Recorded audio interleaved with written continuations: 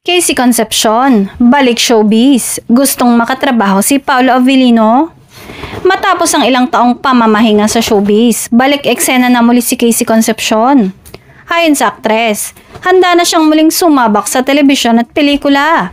At bukas siya sa mga bagong proyekto na magpapakita ng kanyang husay sa pag-arte. Sa isang panayam, ibinunyag ni Casey na isa sa mga aktor na nais niyang makatrabaho ay si Paolo Avellino.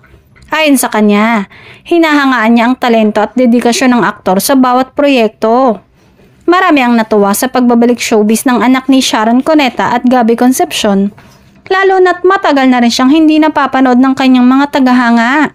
Bukod sa kanyang kagustuhan na makatrabaho si Paolo, bukas din si Casey na makatrabaho ang iba pang mga kapamilya stars sa mga susunod na proyekto. Sa ngayon, nananatiling sorpresa kung saang proyekto unang masisilayan si Casey sa kanyang pagbabalik. Ngunit sigurado ang kanyang mga fans na magiging isang exciting chapter muli ito para sa kanyang karera.